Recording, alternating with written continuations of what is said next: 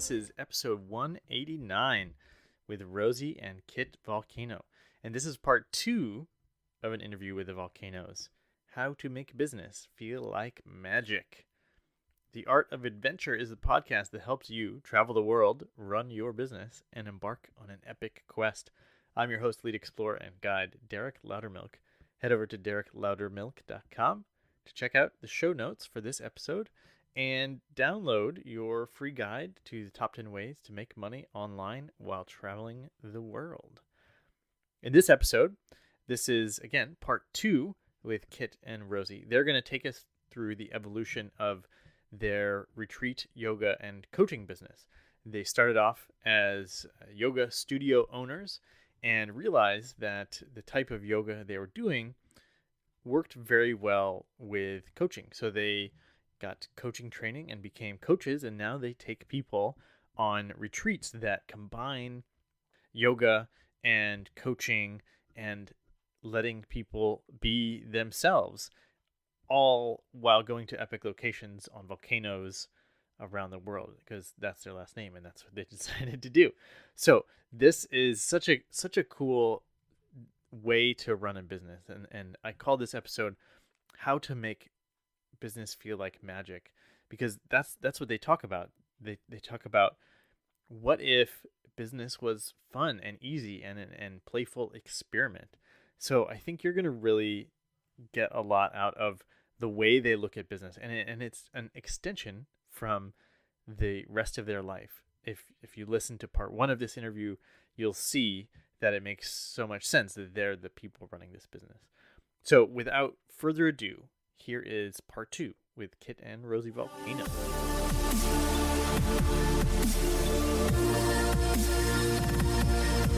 Welcome back to the second part of the interview with Kit and Rosie Volcano.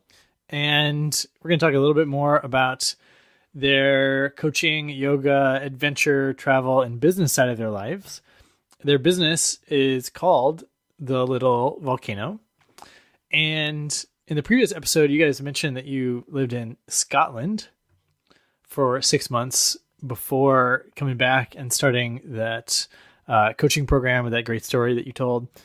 And you guys do yoga adventure retreats on volcanoes. So volcanoes is obviously a theme. So how long have you guys been doing these retreats, and have you spent a lot of time living outside of the US, since that's where you're from? We've been doing the retreats just for a year now. And no, we haven't spent a whole lot of time living outside the US. It's all kind of a recent development in the last year. I've lived outside the US once before. I lived in Italy for a little while, about 7 years ago, which ignited my passion for travel. I mean, I really always wanted to travel before that. I just could never figure out how to make it happen. So once I figured out how to make it happen, it was like I knew that was the thing I wanted to do again. But life gets in the way. And so what ended up happening was Kit and I started dating, went to yoga teacher training together, got married, not in that order, but it all happened very quickly. And after we became yoga teachers, we decided, well, let's go open a yoga studio. And at the time we were a lesbian couple. And we moved to Asheville, North Carolina, which is where all lesbians go to retire. So it's just a very we're a very queer friendly city, especially for lesbians, because it's very outdoorsy. So, we like having chickens and growing our own food and building our own houses and stuff like that. Well, I think the other thing why I chose to move to Asheville was because I previously had this idea that we couldn't really fully make it in the dreams that we wanted, and that we kind of had to settle. And I thought, okay, Asheville's okay for whether it's it's affordable. We can learn, we can live off the land and all of that stuff. But I was kind of shaming myself for this desire to live in a really fucking beautiful place and have a really nice house. And I just didn't think that was possible. I always kind of put a lid on myself. But after moving to Asheville and having this thing like, oh, money's not a big idea. We can just get by on a little bit. That'll be okay. We can just live a simple life. we moved there for that, and we really ended up struggling like really, really, really hard. Yeah, it's one of those towns that's only built for so many people, but everyone's trying to move there right now. So the inflation is crazy. The cost of food and housing and everything is insane. But it's in North Carolina, so the minimum wage is still only $7.50 an hour. So a lot of people are struggling there. And we had a beautiful almost 2 years there. We owned our own yoga studio, and it was an amazing experience. Amazing. And we really got to grow as yoga teachers and develop our own voices and become these really wild and creative yoga teachers that were very different from any other yoga teachers, because we had this incubation period where we had our own studio. We could do literally whatever we wanted. So people would come and we would have them put on wigs and costumes and do like fantasy yoga and like, play Quidditch in the middle of yoga class. And like, we would do crazy shit in our yoga studio. It was really fun. Anyway, after that certain amount of time. So what happened is you go to a place with the intention of you don't need a lot of money to be happy. The universe is like, oh yeah, prove it. Here's no money. Go ahead, try and go ahead and struggle. I mean, we were sharing our meals for Trader the first Joe's microwave meals. Yeah, for the first year, we both lost weight. Like, we literally, we could not afford anything except the bills for the studio and for our living expenses. We considered moving into the back of the studio at some point. So it was a real, like, small business owner story. I mean, this happens to a lot of small business owners. And it's a typical story, which it doesn't have to be, and it really shouldn't be, but it is. I've also opened a business and been successful from the fucking get-go, and it was awesome, and it was great. But I think why I created that story and that lesson for myself is because I started to have a little bit of guilt of success. Like, if everyone wasn't successful around me, then I wasn't worthy of success. But the truth is, like, I created it, and I deserve it, and everyone deserves it, and everyone can create it. And I really believe that. And that's why we're coaches now. Yeah. So what happened was, it was February of last year, and we were a couple days late on rent. We still needed to make about $1,100 to make rent. We didn't have it. I can't believe this was only last year. It was like $2,000, I think, actually. No, I remember the exact number. It was $1,100 because I wrote all the checks. So I'm sitting there at the computer. It's February 1st. And I'm like, fuck, how are we going to make this money? Sorry, can we say that on your show? Did not ask. Too late. Yeah, you've already dropped a few, but it's okay. Okay. And so, whoops. And so I'm writing a newsletter to try and drum up some business. We also make our own leggings. We have an online and things like that too. And so I'm like, okay, let's drum up some business. Let's get this going. And there was a name that I had heard a bunch of times since we lived in Asheville, because it's like the hippie capital. It's every new age idea you could possibly think of is happening in Asheville. And I had heard the name Abraham Hicks multiple times, but I didn't understand who Abraham Hicks was. I said, okay, well, it's this prophet, but it's a woman, but it's a man, but what's going? I don't get it. I don't get this stuff. Sounds like me, hon. Right. So. Hey-o. So I was like, whatever. Okay. So I'm just going to turn it on and just hear what they have to say. Just explore this a little bit. Cause there's, I'm always interested in learning new things. So I'm writing the newsletter. I turn on a YouTube video of Abraham Hicks and it starts going in the background. And I'm listening to what they're saying. I'm like, wow, this is amazing. It's actually really good. We love law of attraction stuff. I mean, we're all about all that stuff. We're all about manifestation and vision boards and whatever. I didn't realize that Abraham Hicks is, kind of started that all. And so I'm listening. I'm like, oh, this is great stuff. And I'm starting to feel a lot better about everything. And as I'm listening, Kit walks through the office and we both have headphones on. He's listening to something on his phone. I'm listening to something on the computer. And he stops and he sees my computer screen and he goes, oh, we're listening to the same video, which is really weird because he just happened to scroll upon it randomly. And I did a search for it in YouTube. It's not like. And back in the internet algorithm days, that wasn't as normal. Right. Anyway, it was really strange that we would have both found the same video at the same time. Neither one of us having ever listened to Abraham Hicks before. Linked YouTube account, nothing like that. Yeah, exactly. No linked YouTube account, whatever. So we're like, wow, okay, that's a sign. And basically, what they say is to move towards that which feels the most in line with your vibration that you want. So like tune your vibration to what you want. What is it you really want? Don't make any decision unless it feels good according to your internal guidance system. So it's just always constantly making every little single decision throughout the day based on how it feels in your body. And after a couple days of that and listening to Abraham Hicks, what we both realized is that A, we didn't want to live in Asheville anymore, and B, we didn't want to own a yoga studio anymore. We wanted to travel. We really wanted to travel. And so we both decided, okay, however this is going to look, we're going to travel soon. And one of the biggest places I always wanted to go was Scotland. And it just so happened that there was a teacher in Scotland who teaches the same style as we do. It's called Forest Yoga. It's a very tight community, but we're all over the world. And we didn't know him. We just knew him on the internet. We've never actually met him in real life or even had a chat with him before. But within a day or two of deciding we want to travel, he video chats us. And he says, hey, do you want to move to Scotland and teach at my studio? For 6 months. For 6 months. And we're like, are you fucking kidding me? Yeah. When do you need us? And he's like, how about July? We're like, we'll be there. So that's what we did. And ever since then, it's been just a constant moving in the direction of what we want. And what we want is we want the freedom to travel. We want to see the world. We want to have adventures. And we want to transform people's lives. We want to help people see what magic they're capable of in their own lives. And so we do that through these transformative yoga adventures, where we walk them through coaching processes and yoga while in a beautiful exotic place, take them on, this epic journey up a volcano. And, it's just like we always work the theme around the magic of the volcano or any concept around that. And so the coaching just kind of fit right into that. And so since then, we've been able to travel a lot.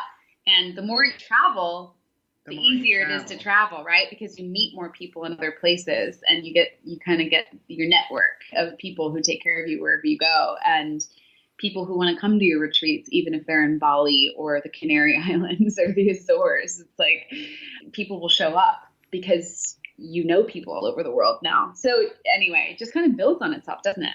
I think before this interview, you told me, Rosie, I think you said Kit is good at manifesting large sums of money. Yeah. Could you tell me how to do that precisely? Really, it's about, and you're going to roll your eyes because you probably heard this too, it's about your vibration. It's about believing so much that it can happen that you don't doubt it. And that's what was happening with our yoga studio is like, we were like, we totally want this to happen. When is this going to happen? When is this going to happen? When is it going to happen? Why is it not happening? Oh, but we believe in our dream. We believe in our dreams. So we're going to struggle for it. We're just going to stay poor for it. When is it going to happen? When is it going to happen? When is it, and what happens is you get these really conflicting energies. When you have conflicting energies, you're fucked. There's no pathway for what you want to come in because you're constantly blocking it with fear, doubt, worry, etc. And oftentimes if you want a bunch of money, if you want things to change, the best thing to do is just go do what you wanted to do anyway and let go. Just chill out. For instance, right before we left for Europe, we were a little worried, like, oh, can we really do this?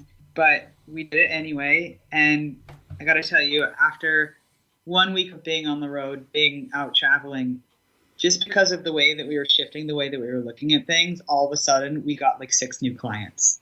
Lots of money, boom, done. Came back with more money than we've had in the bank in a long time. Brilliant. Yep.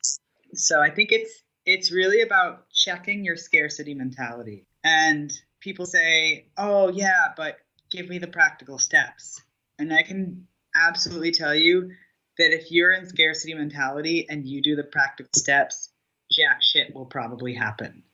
But if you are in abundance mentality, feeling good, trusting the universe, feeling in the flow, you will literally attract situations and people that will bring you large sums of money. Obviously, that's somewhat challenging for people to let go and feel in the flow because there are things that people are worrying about. And I think probably the hardest part is understanding like what the subconscious program that's running, like knowing, like if you consciously, you're like, yeah, I want this yoga studio to succeed and make me a lot of money. But subconsciously it's in opposition. Identifying exactly what the subconscious thoughts or programs may be the challenging part. Do you guys have any insight into how to identify what's operating in the subconscious? Yeah, we've got a lot of good tools Oh, for yeah. that. One of the ones we've been working with a lot recently is giving your inner critic a name. So that little voice that catches you and confirms your limiting beliefs. So, you're not good enough, you're not smart enough, you're not thin enough, you're not flexible enough. A lot of yoga teachers have a really loud inner critic because they think, oh, I need to look a certain way to be a yoga teacher. And so that's been our biggest tool that we've taught people recently is giving your inner critic a name. One of the lead coach, the CEO of the company we've been learning from with coaching, he says, he tells this story about helping this one of the other lead coaches in the company identify her inner critic. And so she starts doubting herself. She starts talking badly about herself and kind of shame talking herself. And he just goes, "Bye, Felicia." What are you talking about? He goes, "Bye, Felicia. Can I have Jen back, please? Felicia, you can go away. Jen, could you please come back? Like, where's Jen that I was just talking to?" And so she named her inner critic Felicia. It's good to give it a name that is not like your own name. It's not your mother's name. It's not like a demon name. It's not like Satan or something like that.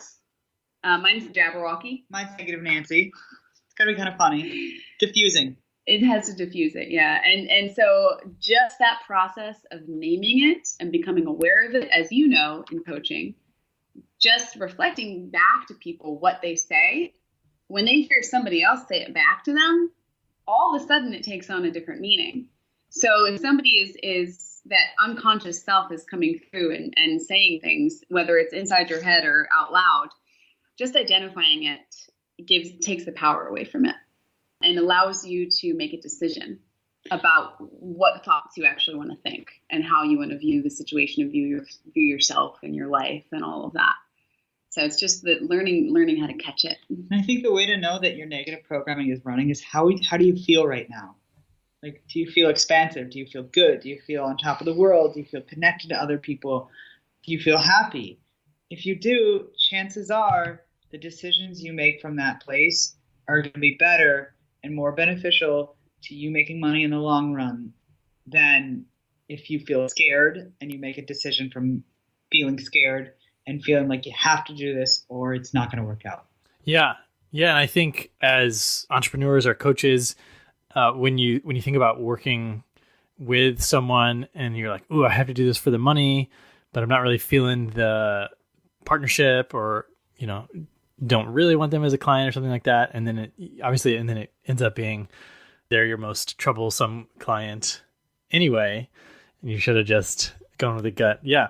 I love that. So previously on this podcast, I've had a yoga mentor of mine, Les Leventhal, and he is also a forest yoga teacher. Yeah. And really, really enjoyed his classes because they are like coaching. And I always remember him saying something like, "Don't bail on this pose. Like, where else in your life are you bailing?"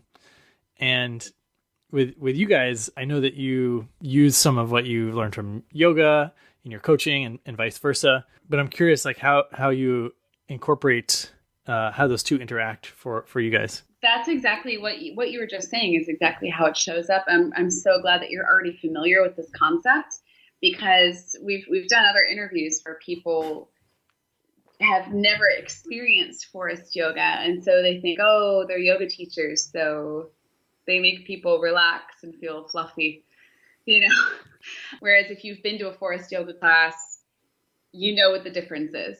And you know that it is going to bring up all of your resistance and all of your inner critic thoughts. And it's going to make you examine everything about your life in a different way. And so, yeah, it's exactly what you said about we hold the poses for a really, really long time. And part of that is helping you strengthen your body and get the alignment correct. And the other part of that is helping you examine how you show up in other areas of your life. So for the adrenaline junkies, they'll be the ones to grit their teeth through the pose and just check out, go somewhere else and be like, okay, I'm just going to let my body do this work. And even if I injure myself, there's no way I'm coming out of this pose until the teacher tells me to, because I want to be the toughest one in the room, And so how, like if you can identify with that, what other areas of your life you've done that in. And then there's the other end of the spectrum of, oh God, I'm so weak, or I have this injury, or I'm not good at this. So I'm just going to come out of the pose before I even ever put any effort into it. So you come in, you come out way before everybody else does, and you just do something else, or you give up completely. Sometimes people just crumple into a little heap and curl up on their mats. And in forest yoga, we don't let people do that. We say, what part of this can you do? We have them do something a little bit different instead. But generally, those people can identify other areas of their life where they show up in that way too, where they don't actually show up, or they show up just with only part of themselves. They've never put 100% into anything that they've ever done. And that can be really illuminating and really scary for some people. It can make people really, really angry. A lot of people get really angry at the end of their first forest yoga class. They're like, what the fuck is this? I'm never coming back. And they're like, wait a minute, that made me think about myself. I'm going to come back. And then they fall in love. And they become teachers. Yeah. And so then there's other areas too, like forest yoga does a lot of inversions, like handstands and forearm balances and things like that. And that's an area where a lot of people just instantly shy away from. And they think, oh, I can't do that. I'm not an acrobat. And it's totally okay if I never do that. I've never even wanted to do that because it's so terrifying. And it seems like something that's so impossible for most people. But when it comes down to it, pretty much everybody can do a handstand, unless you're like missing an arm or something, or you have a serious shoulder injury. And that moment of triumph that washes over you the first time you go upside down, and the moment of triumph that you feel as a teacher the first time you get somebody to go upside down, is insane. And it reflects back onto every other area of your life. You think, holy shit, I can do a handstand now. What else can I do that I've never tried before? And like doors just open up. It's amazing. Yeah. I think the other thing about forest yoga that I really love is I use it as a tool for magic. And that's one of the things that we are working with in our business is, for a while, our business was business. When we started our coaching business, it was very task-oriented, accountability, and it was getting awfully fucking tedious and boring. Mm-hmm. And recently we made a shift to make our business more magic and less work. Mm-hmm. And so, what that is for me is, you said, well, it's really hard to not worry or feel crazy or feel scared when you don't have the money to pay the bills. And where that shows up on the forest yoga mat is, it's really easy to feel like intensity, pain, to go into drama, to fight and grit and all of that stuff when you're in an intense pose. But where the magic comes in is taking a deep breath and saying, yes, I could choose this, but I choose to make my life feel good right now. I choose, no matter what is coming up right now, I choose to be in faith that there are other options, other emotions, a wealth of something magical for me to access that I'm not letting myself receive. It's a beautiful shift to make. And then all of a sudden the poses that used to make you angry or make you scared or make you freak out a little bit, eventually those become really pleasurable poses. That's one thing Anna Forrest talks about all the time, is transmuting pain or intensity into pleasure. Yeah. Because it's really just a matter of perspective. And it's a matter of what you focus on. Like today, the class I taught online, it was about stillness, peace, and ease. And I put everybody into a really intense pose, which is chair pose on the wall with the block between your legs. And I just said, notice your tendency to focus on the parts of your body that are just like in like high intense amounts of heat, that are shaking, that are quivering, that are like in the full spectrum of drama. And notice how there's other parts of your body right now that feel good, that you are completely ignoring, that you could dive into sensation with. Mm-hmm. And I noticed that same thing going on within me, that I was just so focused on the parts of my body that were like, that I was missing out on the goodness. And as soon as I noticed that within me, I cued it for my students, and the pose felt fucking pleasurable. It felt great.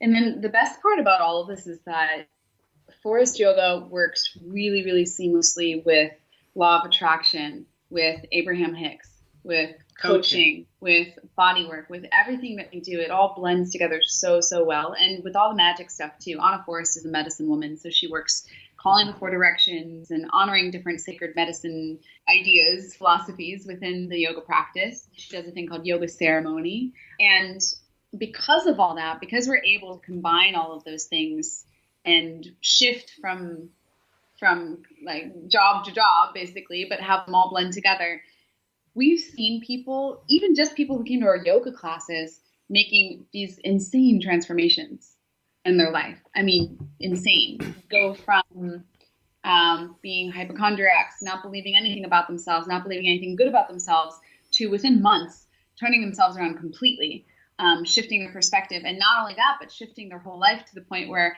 a lot of people would like break up with their partners or find the love of their life, like move to a new city.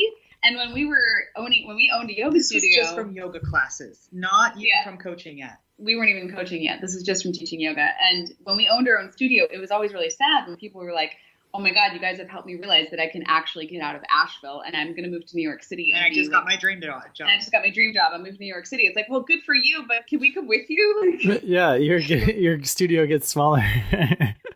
Right, exactly. So it was good for our clients, bad for business. That's why coaching works out much better, because we can just do it over the phone. But now that we're coaching with people and there's that every weekly accountability where you're talking and processing through things, and we're not just the ones speaking, they're speaking with us, and we get to spot them on the limiting beliefs and the things so that are holding them back. Like, people's lives are just, they're like, oh, it's crazy. Yeah, it's really amazing. What is extreme accountability? I think I read that in an article about you guys. Oh, extreme accountability. I'm on the fence with it right now. I would say high level accountability. It's basically just, I mean, that's what coaching is, isn't it? Is that the people that we're coaching are extremely intelligent, creative, resourceful, amazing people with brilliant ideas. And what it really comes down to is what keeps these people from making these ideas happen? You know, where's the disconnect? Because plenty of these people could do all of this. They're perfectly capable of doing all these things, of living out their dreams and finding the love of their life and having a successful business and all of this stuff. So what's keeping them from doing it? What's the main thing keeping them from doing it? And what we've realized is that, yeah, sure, there's all these processes we can share with people. There's a lot of tools. There's a lot of mentorship we can provide people, especially if they're in the health and wellness industry. But the main thing that's lacking is the accountability, is somebody actually just checking to see if you've done it, if you've done what you said you were going to do. And if the only person you're accountable to is yourself, it's so easy to just not show up and to not do the work and to not do these things that you keep promising you're going to do. If you become accountable to someone else and you're actually paying a lot of money to have them check up on you and make sure that you're doing the things you're going to do, you're sure as shit going to show up, especially if that money is like a big deal to you. For some people, we notice if the amount they pay for the coaching isn't really a big deal to them, they don't show up as much. They could take it or leave it. But if they've really invested in it, if this is something they've like saved for and they really are super, super invested in it, they show up 100%. And they have the big transformations. I wonder if it makes sense then to have some sort of coaching fee based like a percentage of their wealth or percentage of their income. Like, it's going to cost you 10% of your net worth this year or something like that. Yeah. We've just kind of started out with coaching, so we're still pretty affordable. But I think as we move into next year, we may start operating more on that base. The business and the results are growing way too fucking fast for us not to. Mm-hmm.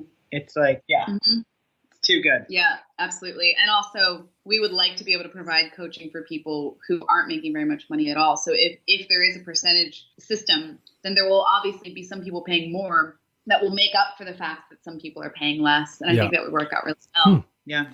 And also, the other thing that we're doing right now is a really big percentage of our clients got great results from coaching with us. And they were like, teach me how to do what you did, because I want to be able to impact other people's lives like this. And so now, even though we weren't ready for it, or we didn't think we were ready for it, we opened a coaches business, and overnight we had a bunch of clients. And the cool thing about that is as they learn to coach, we'll be able to create opportunities for people who can't quite pay for coaching yet to be coached with these people so that they can learn how to do it. Yeah. And we're calling it the Volcano School of Bizcraft and Coachery. I love it. That's great. Yeah, it's so good for people working with you too. They can just take the excess off your plate. Perfect. Yeah. Well, and the thing is too, like why we identify with Bizcraft is because if you're working your butt off and I'm coaching you to do that and your life doesn't feel magical, then I'm a terrible coach. I only want to work with people and impact lives in a way that their life feels awesome when they're working with me. I just realized you're getting chest hair. I am. Yeah. Kid's getting chest hair now. Wow. Welcome to the club. Changes. Is that from eating too many kiwis? Yeah. Yep, totally. Yeah, it's very just like a kiwi. Or maybe the testosterone he injects in his leg every week. I don't know. One of those things. Yeah, that too. Have you noticed that you can do yoga poses that require like more strength better? No, I'm really strong. But I can do pull-ups. Yeah. Nice. Yeah, he's excelled. Like, we've been doing this the same amount of time, and he's excelled way beyond me as far as doing the cool shit goes. I was always doing the cool shit, but my arms have I can do pull-ups now. Yeah. Congratulations. That was. If you're ever trapped in a well and there's just a bunch of bars around, I'll get up one bar because I can do one pull-up. So when I said pull-ups, I was lying. Pull-up. I can't do pull-up. So how do you, so you mentioned like now you know people all over the world, so it's easy to fill your retreats. I'm just curious, like where do most of the people that attend your retreats, where do they come from? Like acquaintances you've met traveling, or from an email list, or from yoga studio days, or how do you actually? All of it. Okay. It's always a big combination. So it's like, for instance, our last retreat, one person was a regular student in Asheville at our yoga studio. One person who was supposed to come but couldn't make it at the last minute, he was someone we met while we were traveling in Scotland. One person was one of our coaching clients, and she referred two other people to the retreat. So there were two people we'd never met before that were just referrals. Really cool. One person was a forest yoga teacher who lived in Chicago, which is where we lived before we lived in Asheville. We were both Chicagoans for about 10 years. So that is what we really consider our original home base. And we had maybe met her one time, but really mostly she probably found us from we started an online community for forest yoga teachers that wasn't there before. And so even though we were brand new forest yoga teachers when we started it, everybody knew who we were. Where did we meet her? We met her at we met her at our teacher training. Foundation teacher training in Chicago. Yeah. And basically it comes back to the vibration thing. We went to this training, showed up as our fully authentic, uninhibited, happy selves, not really worried what anyone thought of us, just excited to connect with people. And we were there for a day. And I swear to you, so many people remember us from that training. It's like crazy. 50 people, they'll all, oh yeah, I met you at the Chicago training. And we'll be like, oh really? I don't, because it was such a whirlwind. But a lot of people have become our clients because of that one training, that one appearance that we made at that one training. So it's really all about how you show up in the moment. And financially at that point, that was our first trip away from the studio. We were not in a financial place to take it, but we were just like, we have to do this. You just do it anyway. Yeah. And you do it with joy and you go for it and things come from it. Yeah. And it's the same every time. You just gotta lean forward in faith and don't let the Jabberwocky get to you too much. Jabberwocky is yours is the negative Nancy. Yeah. Gotcha. Does the Jabberwocky ever affect you? Do you guys ever have? Yeah. Time. Jabberwocky talks to me all the time. Yeah, negative Nancy talks to me all the time. I'm curious. Class is over. I'm curious how you guys incorporate the local culture, tradition, the volcano itself when you go on location to do one of these volcano retreats? Yeah. So, oh God. So we've only had 2 retreats so far, one in the Azores and one in the Canary Islands. We're planning the next 3 retreats probably this week because we would have booked them as soon as possible to give people enough time to plan. But so with the Azores, those are Portuguese islands, but they're in the middle of the Atlantic, but they were just colonized by Portugal. There are natural hot springs all over the islands, or at least the island that we were on. What was the name of the island? Sao Joao or something like that. Anyway, so there's the volcano, which is not really active anymore. It's only active in the fact that there are hot springs everywhere, and there's some geysers and things like that, but the volcano is not, you don't see like red hot magma or anything like that. And the Azores don't really have much of a history before the colonization. I don't think they had an indigenous population. They were just settled about 500 years ago. So we try to research the history of the area. We try to go to historical locations, and we try to stay somewhere that is owned by a local. And we have someone cook for us that cooks local cuisine and has a story behind the food that they feed us. So a lot of yoga retreats are focused on being really like healthy, macrobiotic, vegan, organic and all of that stuff, which is that's great if that's what you want. And sometimes that is a good thing to do. But we like to combine the actual local food, the local culture, the local history, music, traditions, folklore, legends.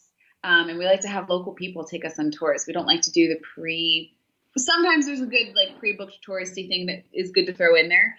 But as much as possible, we try to get the lowdown from the local people and have them show us around and do our own adventures. For instance, in the Azores, we had gone to this hot spring that was kind of felt like you were in a national park. So cool. You were like in a rainforest. It was very natural feeling. It was beautiful. It was only like €2 to get in. We went to another hot spring that was a little bit more fancy, and it was like you get white robes and everything's very manicured, and it's maybe €7 to get in or something.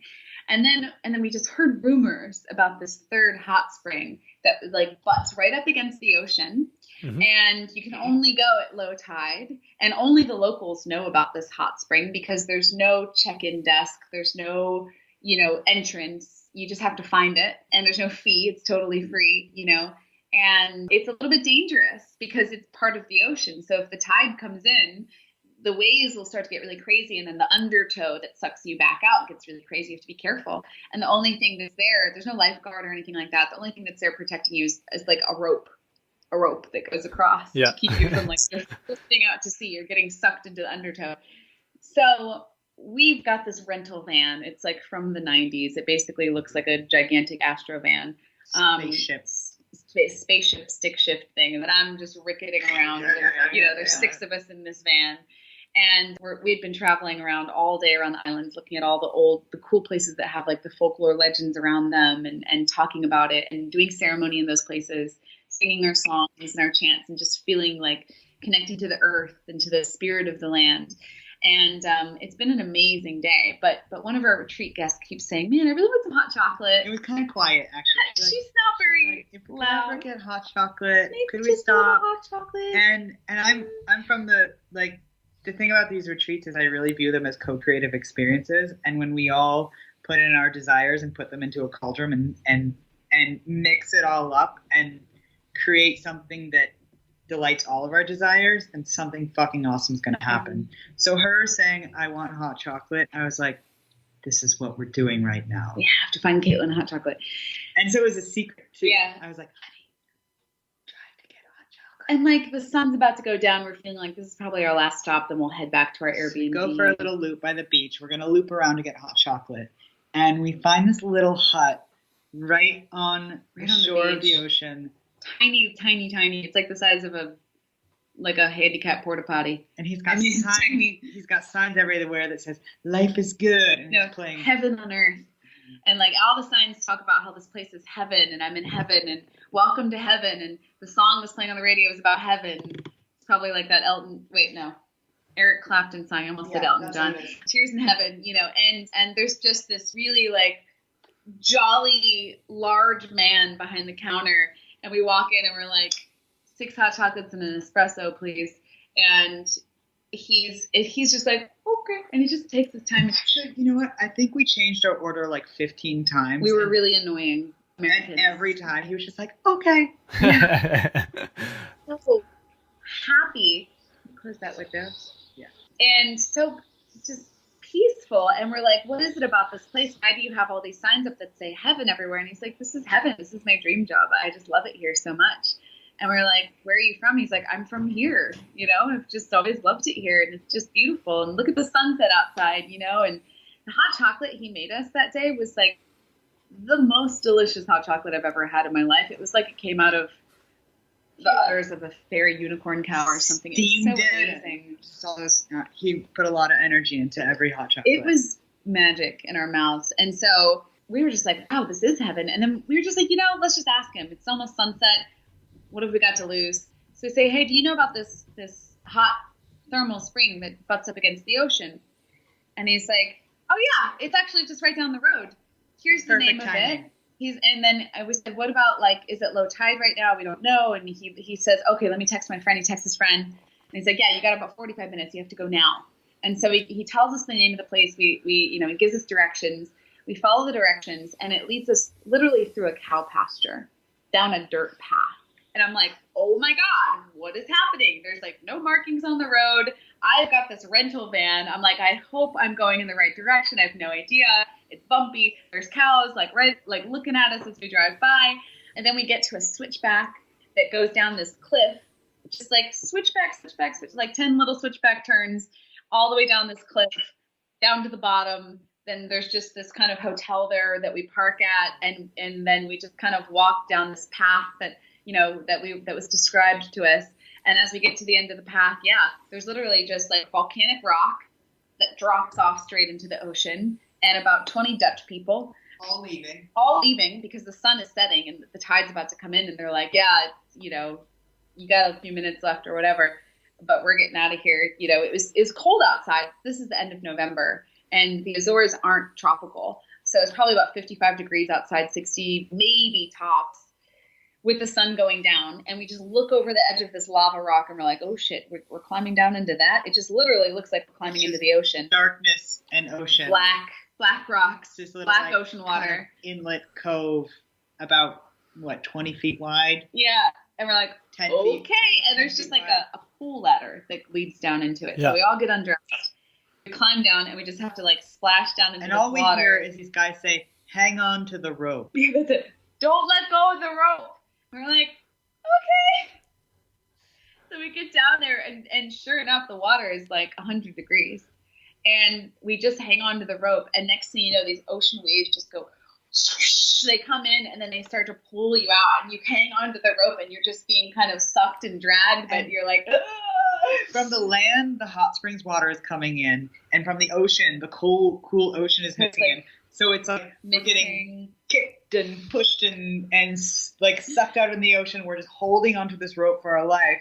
But then there's also the stimulation of hot water, cold water, hot water, cold water. It's amazing. And we were the only ones there. Nobody else was brave enough to be in the water at this time. It was just us and our retreat participants, 6 of us, just screaming and laughing hysterically.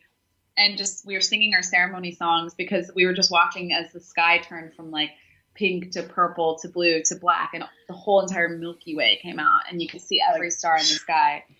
It was the most sacred connection to the earth that I've ever experienced, and I think same with everybody else too. Crazy. And also felt like we were about to die at the same time. And it got to a point where the waves were getting so crazy, we were like, okay, I think it's time to get out. But we were in there for at least an hour, maybe 2 hours. Yeah. And we got out just shivering and slowly made our way back home. But so it's those types of experiences where it's a big adventure. We don't know what's going to happen.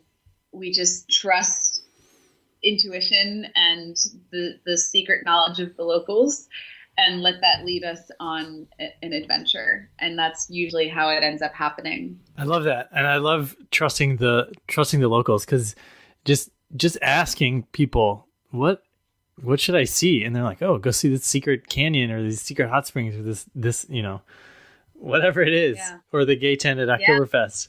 And right. You can find that stuff on Google. Well, the cool thing is that when you're in these retreat situations that we create, we create a sense of safety and vulnerability and a safe space to be yourself. So we kind of just let everybody follow their heart. And if somebody asks a local about something and they feel really called to do it, and it's like really obvious, then the whole group is like, let's go figure this out. It really makes for some awesome adventures. Yeah, I love it. It sounds super fun. And after this interview, we should probably continue to have conversations about potential collaborations, because that sounds Absolutely. I don't know how many interviews where during the interview I'm like, gotta work with this person I'm interviewing. Which is so cool. Yeah, super cool. Came from a podcast. Yeah. Nice. Because we have our own podcast. We've only made 6 episodes, but our first person we interviewed was a forest yoga teacher who owned the retreat space in the Azores. So worked out perfectly. So what's the name of your podcast? Does it have a name? Well, like I said, there's just 6 episodes. It's called Walking in Beauty. That's just a phrase that we use in forest yoga. And we interview different forest yoga teachers. We put it on hold for a different idea. Yeah. So yeah, like there's a few episodes out. The podcast thing was it was really cool. I enjoyed doing it, but it's also like everything else is kind of taking over. So we do have some other episodes backlogged that we want to publish that I just have to get around to editing. I do enjoy doing it, but it's also like commitment. We need more free time to make it really happen. Yeah. So yeah, while we're talking about that, I guess this is a perfect time to ask you guys where people can find you online and what's the best way to connect with you. So you can find us on Facebook at Kit and Rosie Volcano, on Instagram at The Little Volcano. Also, Kit's personal Instagram is Butch of Wands. I might be changing that to Kit Volcano. What? Yeah. And mine is Rosie Volcano Yoga. Our website is thelittlevolcano.com. Pretty easy there. And you can see all of our upcoming events, retreats, all our coaching packages, how to get in touch with us. All of that stuff is on the website. Brilliant. Yeah.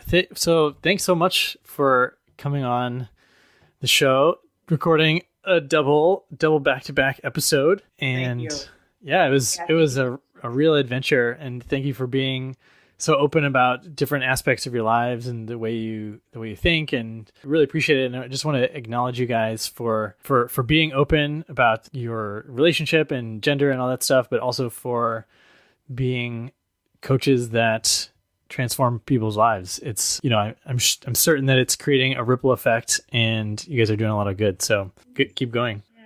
Thank you, Derek. It was awesome to hang out with you for the last 2 hours. It feels that way. It feels great. I hope we took you on the adventure that we promised. At the end of our conversation, the pre-screening, we were like, it's going to be an adventure. Derek, we're taking you on an adventure. And you're like, nobody's ever promised me that. I know. It's like, who adventures the adventurer? Like, who watches the watchers? So, great, guys. Thank you so much. And we'll talk again soon. All right. Sounds good. Bye. Bye. Bye-bye.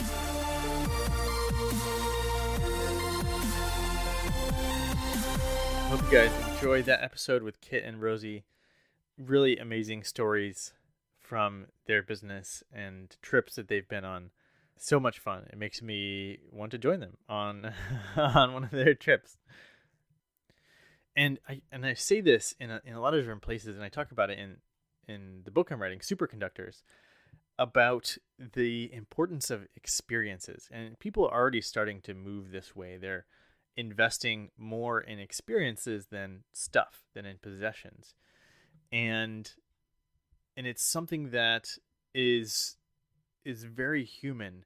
There's no way that AI or robot or outsourcing can replace someone that organizes a cool retreat experience.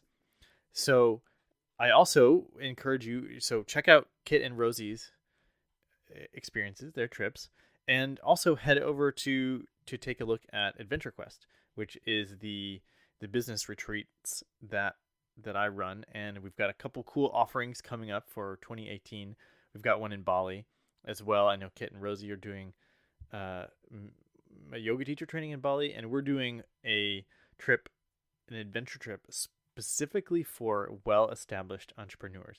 So you're going to be surrounded by a group of high-achieving, successful entrepreneurs that are interested in taking it to the next level. They're interested in taking more action. They're interested in really focusing and launching their next big initiative and being more courageous, being more of a leader, helping become the expert in their field. So this is coming up in April. Check over to derekloudermilk.com/AdventureQuest Bali, and you can see all the details. It's going to be so much fun. Please check that out and let me know if you're interested, and we can have a conversation about it. We'll just talk. That's all for today's episode. So you know that it's your turn to go out there and be adventurous.